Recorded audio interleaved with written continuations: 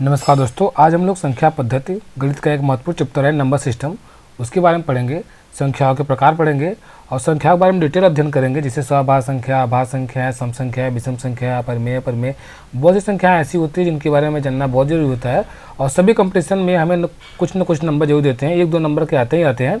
और number system के बहुत से बड़े बड़े सवाल होते हैं, उसको पार्ट बाय पार्ट हम बताएंगे। अगले कई क्लासों में हम पार्ट बाय पार्ट पढ़ाते जाएंगे। TET, CTET, super TET, bank, railway, सभी एग्जाम में ऐसा कोई एग्जाम नहीं है कंपटीशन का जिसमें कि हमें नंबर सिस्टम ना आता। नंबर सिस्टम एक महत्वपूर्ण भूमिका निभाता है सभी एग्जाम में। तो चलिए स्टार्ट करते हैं आज संख्या पद्धति और संख्याओं के प्रकार के जानने में। तो पहला प्रकार जो दिया हुआ है, ये पहला प्रकार जो बताया गया, ये प्राकृतिक संख्या पहला है। प्राकृतिक संख्या जिसको हम लोग कहते हैं नेचुरल नंबर, नेचुरल नंबर कहते हैं। तो नेचुरल नंबर वे नंबर होते हैं, बताया गया है कि 1 से लेकर अनंत तक की संख्याओं को हम लोग नेचुरल नंबर या प्राकृतिक संख्या बोलते हैं। 1 से लेकर अनंत तक की संख्याओं को हम क्या बोलते हैं? Natural number. जैसे 1, 2, 3, 4, 5 से लेकर के अनंत तक, यहाँ पे अनंत तक मतलब इन्फिनिट हम ऐसे शो करते हैं। तो अनंत तक की संख्याओं को हम क्या बोलते हैं? Natural number.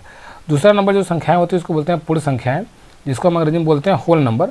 तो होल नंबर जो है 0 से लेकर, देखिए प्राकृतिक संख्या जो होता है, नेचुरल नंबर जो होता है वो स्टार्ट होता है 1 से लेकर, और जो पूर्ण संख्या होती है उसमें भी सेम होता है, लेकिन इसका स्टार्टिंग पॉइंट जो होता है, जो स्टार्टिंग पॉइंट होता है, जो स्टार्ट होता है ये 0 से हो जाता है। 0 से स्टार्ट होता है, 0 से लेकर के इनफाइनाइट तक, इसको हम बोलते हैं पूर्ण संख्याएं। तो आपको याद होना चाहिए कि होल नंबर जो होते हैं इसको पूर्ण संख्याएं बोलते हैं, वो 0 से लेकर स्टार्ट होता है अनंत तक, और जो प्राकृतिक संख्याएं होती है वो 1 से लेकर अनंत तक होता है। दूसरा नंबर देखिए हमारा ये तीसरा नंबर पूर्णांक संख्या है, जिसको हम इंटीजर बोलते हैं। पूर्णांक संख्या इंटीजर बहुत ही महत्वपूर्ण होता है, इंटीजर्स के बारे में जानना चाहिए हमें।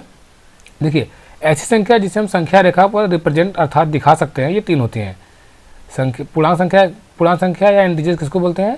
जिन्हें हम संख्या रेखा पर दिखा सकें उनको हम इंटीजर बोलते हैं या पूर्णांक संख्या बोलते हैं। और ये 3 होती है, धनात्मक, ऋणात्मक और शून्य। तो धनात्मक पूर्णांक क्या होता है? 1 से लेकर अनंत तक। ऋणात्मक पूर्णांक क्या होता है? -1 से लेकर के अनंत तक। और तीसरा जो हमारा पूर्णांक संख्या होता है 0, 0 भी एक पूर्णांक संख्या है। तो समझ में आया, 0 हुआ, प्लस हुआ और माइनस हुआ। तो 0 प्लस माइनस हमारे सभी मिलकर के क्या होते हैं? पूर्णांक संख्या है। पूर्णांक संख्या में क्या होते हैं हमारे? धनात्मक, ऋणात्मक और शून्य। 3 प्रकार की संख्याओं को हम पूर्णांक संख्या बोलते हैं। और इसको आप ऐसे बता सकते हैं कि जिसको हम संख्या रेखा पर दिखा सकते हैं उसको हम पूर्णांक संख्या बोलते हैं। आपको बहुत जरूर पता होना चाहिए कि संख्या रेखा पर जिन नंबरों को हम दिखा सकते हैं, नंबर सिस्टम आप क्लास 9th में बहुत किए होंगे, छोटी कक्षाओं में भी किए होंगे।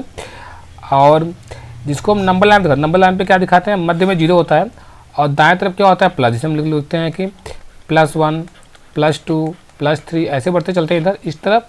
और जो इधर आते हैं तो क्या होता है? -1, -2, -3। तो नंबर लाइन पे हम क्या दिखा पाते हैं? 0 दिखा पाते हैं, पॉजिटिव नंबर दिखा पाते हैं, नेगेटिव नंबर। तो पॉजिटिव, नेगेटिव और 0 इन तीनों को मिला करके हम बोलते हैं क्या चीज़? इंटीजर, या इसी को हम बोल देते हैं क्या हो गया? हमारा पूर्णांक संख्या। पूर्णांक संख्या आपको समझ में आया होगा। चलिए आगे बढ़ते हैं, चौथा नंबर देखते हैं परिमेय संख्या। बहुत इंपॉर्टेंट है परिमेय संख्या, जिसको हम रेशनल नंबर बोलते हैं। तो रेशनल नंबर किसे बोलते हैं? कि वे सभी संख्याएं जिन्हें हम a/b के रूप में लिख सकते हैं। a/b, या कभी कभी आप पढ़े होंगे कि जिसको हम p/q के रूप में लिख सकते हैं, जिसे p/q के रूप में। और वहाँ पे आप ये भी पढ़े होंगे q can not equal to 0 और q 0 नहीं होना चाहिए, मतलब कि हर हमारा 0 नहीं है, जिसको हम अंश व हर के रूप में दिखा सके, अंश व हर के रूप में दिखा सके। और एक कंडीशन ये होता है कि हर बराबर 0 न हो, हर 0 न हो तो उसको बोलते हैं परिमेय संख्या। देखिए बताइए a/b के रूप में दिखा सकते हैं। और 20 शून्य न हो, वही मतलब हो गया कि 20 शून्य न हो मतलब q 0 न हो या हर 0 न हो, एक ही बात हो गया। आप जैसे भी पढ़े होंगे समझ में आ गया होगा। तो न हो तथा ए व भी पूर्णांक है। हाँ, ये भी बात है कि ए व भी पूर्णांक हो, पॉजिटिव भी हो सकता है, नेगेटिव भी हो सकता है। आप यहाँ पे सभी नंबर हम लिखे हैं पॉजिटिव, जैसे 4 लिखे हैं तो इसको 4/1 कर सकते हैं, 5/3, 2/1, 9/6 सभी पॉजिटिव लिए हैं। लेकिन -1/2 हो जाए, -3/5 हो जाए, तो ये सभी भी परिमेय संख्या कहलाती हैं। परिमेय संख्या क्या होती है? जिन्हें हम p/q के रूप में लिख सकते हैं, अर्थात अंश व हर के रूप में लिख सकते हैं, परिमेय संख्या कहलाती हैं। और परिमेय संख्या धनात्मक और ऋणात्मक दोनों होती हैं। और एक कंडीशन आपको अच्छे से याद रखना चाहिए कि हर 0 नहीं होना चाहिए। हमारा जो डिनोमिनेटर होता है, अर्थात हर जो होता है वो 0 नहीं होना चाहिए। हर अर्थात डिनोमिनेटर, इंग्लिश मीडियम वाले भी समझ पाएंगे, डिनोमिनेटर जो होता है वो 0 नहीं होना चाहिए। चलिए अगला देखते हैं परिमेय संख्या के आगे। अपरिमेय संख्या, इरेशनल नंबर जिसको हम बोलते हैं। तो बताया गया है कि वे सभी संख्या जिन्हें a/b के रूप में हम नहीं लिख सकते हैं। देखिए परिमेय का जस्ट उल्टा अपरिमेय होना चाहिए। तो परिमेय में क्या था कि a/b के रूप में हम लिख सकते हैं, तो इसमें क्या है, ए बटा के रूप में नहीं ले सकते हैं, अर्थात जो पी बटा क्यू के रूप में हम इसको नहीं ले सकते हैं, पी बटा क्यू के रूप में इसको रिप्रेजेंट नहीं कर सकते हैं। अपरिमेय संख्या कहलाती हैं। अपरिमेय संख्या एक वास्तविक संख्या होती है, इन्हें एक सरल भिन्न के रूप में प्रदर्शित नहीं किया जा सकता है, सरल भिन्न के रूप में प्रदर्शित नहीं किया जा सकता है। जैसे कि √11 हो गया, √11 हो गया तो कड़ी में 11 है, तो इसको आप निकालेंगे तो सरल भिन्न नहीं बन पाएगा। इसको आप वर्गमूल निकालेंगे तो 3 त्रिका 9, 2 11, अब करेंगे तो ये भी पूर्ण रूप से कटेगा नहीं, तो 3 पॉइंट समथिंग आएगा, और √5 का निकालेंगे तभी 2.41 कुछ करके आता रहेगा। तो इस तरह से हमारे ये सब जो नंबर है ये अपरिमेय हो गए, अपरिमेय होगा। जैसे इन्फाइनाइट अनंत दे दिया है, अनंत जैसे 1.23 बार बार आता जा रहा है, तो इसका मतलब क्या हो गया कि इसको हम पी बटा के रूप में सही से प्रदर्शित नहीं कर सकते हैं। तो ये अपरिमेय संख्या होती है जिन्हें ए बटा बी के रूप में हम नहीं ले सकते हैं, अपरिमेय संख्या कहलाती है। ये संख्या कैसी होती है, बताया गया कि वास्तविक संख्या होती है और इन्हें पी बटा क्यू के रूप में नहीं लिखा जा सकता है। ठीक है, देखिए एक महत्वपूर्ण नोट लिखा गया है यहाँ पे कि सभी अभाज्य संख्याओं का वर्गमूल अपरिमेय संख्या होती है। जितनी भी अभाज्य संख्याएं होती हैं, अभाज्य संख्या आप जानते हैं, तो जितनी भी अभाज्य संख्याएं होती है उनका वर्गमूल आप निकालेंगे तो सभी अपरिमेय संख्या होती है। नोट याद रखिएगा, इसे कॉम्पिटिशन पूछ दिया जाता है कि अपरिमेय संख्या क्या होती है, तो बताएंगे सभी अभाज्य संख्याओं का वर्गमूल अपरिमेय संख्या होती है। देखिए सम और विषम संख्या क्या होता है, इवन नंबर और ऑड नंबर। तो देखिए इवन नंबर क्या होता है कि वे सभी पूर्णांक संख्याएं जो 2 से पूर्णतः विभाजित हो जाती हैं सम संख्या कहलाती हैं। सिंपल सी बात है कि वे सभी पूर्णांक संख्या जो 2 से पूर्णतः विभाजित हो जाती है सम संख्या कहलाती है। यदि इकाई का अंक 0, 2, 4, 6, 8 है तो सम संख्या होगी। जैसे देखिए इकाई का अंक यूनिट डिजिट जो होगा, वो यूनिट डिजिट जो हमारा होना चाहिए वो होना चाहिए, देखिए इकाई का अंक 0 हो, बताएगा 0 हो, 2, 4, 6, तो 8 है, 2 है, 8 है, यहाँ पर दिया है, 0 दिया हुआ है। कोई भी संख्या हो यूनिट डिजिट आपका 6 हो जाए, जैसे 6 नहीं दिया हुआ है, 2, 3, 4, 6 दे दीजिए। अब बोला गया कि 2 हो, 2 का कोई एग्जाम्पल हाँ है, 6 का नहीं है तो 6 का कर लीजिए, कोई चीज़ 5 हो गया, 2 हो गया, 3 हो गया, लास्ट में 6 कर लीजिए। तो ये सभी संख्या क्या है, सम संख्या है। सम संख्या वो होती है जिसके लास्ट में 0, 2, 4, 6, 8 हो, 0, 2, 4, 6, 8 हो, याद कर लीजिए 0, 2, 4, 6, 8 ये सब सम संख्या है। ये सब हो तो क्या होती है, सम संख्या कहलाती है। विषम संख्या क्या होती है कि वे सभी पूर्णांक संख्याएं जो 2 से पूर्णतः विभाजित नहीं होती है, नहीं हो जाती है, विषम संख्या कहलाती है। यदि का एक अंक विभाजित नहीं होंगे, कैसे 1 हो, 3 हो, 5 हो, 7 हो, 9 हो, तो ये सब क्या होती है, विषम संख्या कहलाती है। जिसे बताया कि लास्ट में 1 दिया हुआ है, 3 दिया हुआ है, 5 दिया हुआ है, 7 दिया है, 9 दिया हुआ है, तो ये सब क्या होगा, विषम संख्या हो गई। इनको आप काटेंगे तो विभाजित नहीं होंगे, पूर्णतः विभाजित नहीं होती है, ये पूर्णतः विभाजित नहीं होती है, कटेंगे नहीं पूर्ण रूप से। यदि इकाई का में क्या हो 1, 3, 5, 7, 9 हो तो ये सब संख्या क्या कहलाती है, विषम संख्या है। आगे बढ़ते हम लोग देखते हैं अभाज्य संख्याएं।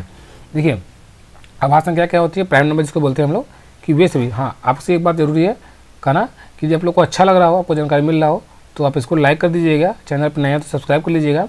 हम नंबर सिस्टम के 1 बाय 1 पार्ट करके आप लोग को सभी मैथ के जितने भी नंबर सिस्टम के क्वेश्चन बनते हैं, CGL हो, चाहे टेट हो, चाहे CTET हो, चाहे सुपर टेट हो, कोई भी एग्जाम हो, हम सभी टाइप के क्वेश्चन आपको कराएंगे 1 बाय 1।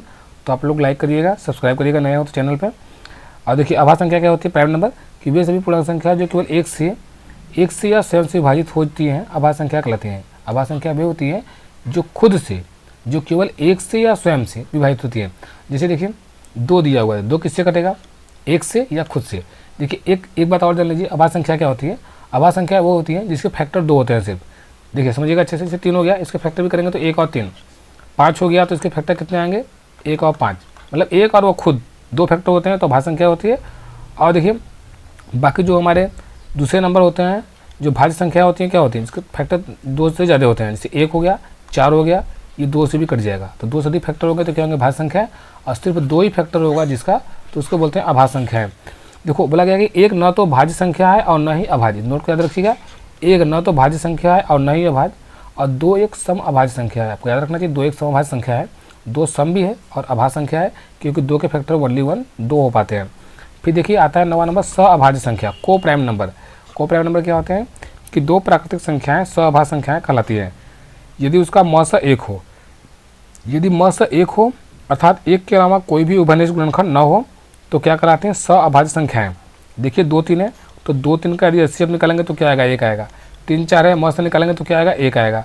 5 और 9 है तो इसका म से निकालेंगे तो कुछ भी नहीं है, 1 आएगा। 13 14 का म से क्या आएगा, 1 आएगा। तो ये सब सभी संख्या क्या बोलते हैं, सअभाज्य संख्या बोलते हैं।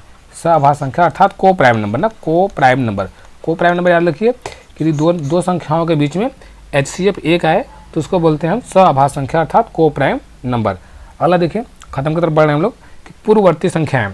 तो देखिए प्रीडिसेसर नंबर क्या होता है, किसी भी संख्या के पूर्व में अर्थात पहले आने वाली संख्या उस मूल संख्या के पूर्ववर्ती संख्या कहलाती है। बहुत छोटी छोटी कक्षाओं में पढ़े हैं कि पूर्ववर्ती और परवर्ती अर्थात प्रीडिसेसर और सक्सेसर। प्रीडिसेसर मतलब क्या होता है -1 और सक्सेसर मतलब क्या होता है +1। तो थोड़ा सा इसके बारे में जान लीजिए अच्छे से कि परवर्ती संख्या कहलाती है यदि गणना दी गई संख्या में से एक घटाकर की जाती है। तो जैसे 1015 है कि पूर्ववर्ती संख्या पूछा जाए तो 10, 15 -1, ठीक है, -1 तो कहते हैं 10, 14, 1014, 1014 हो जाए। 1015 की पूर्ववर्ती क्या होगी 1014 अर्थात एक माइनस हो गया। परवर्ती ठीक सेम +1, उसमें एक माइनस था, इसमें +1 हो गया। आपको 100% समझ में आ रहा होगा। थोड़ा सा पढ़ लेते हैं इसको। किसी भी संख्या के बाद में आने वाली संख्या उस संख्या क्या होती है परवर्ती। किसी भी संख्या के बाद में आने वाली संख्या उस संख्या परवर्ती कहलाती है। यदि गणना दी गई संख्या में से एक जोड़ कर की जाती है तो गणना क्या की जाएगी, एक जोड़ करके तो परवर्ती हो गई, और गणना एक घटा के की जाएगी तो क्या हो गई पूर्ववर्ती। पूर्ववर्ती परवर्ती बहुत ही इंपॉर्टेंट होता है, ये सब भी आपको पता होना चाहिए। होता है तो बहुत बेसिक चीज़, लेकिन पेपर में आता है तो आपको न पढ़े होने के कारण छूट जाता है, तो इसको पढ़ लीजिए अच्छे से। ठीक है, धन्यवाद। वीडियो अच्छा लगा होगा तो लाइक करिएगा।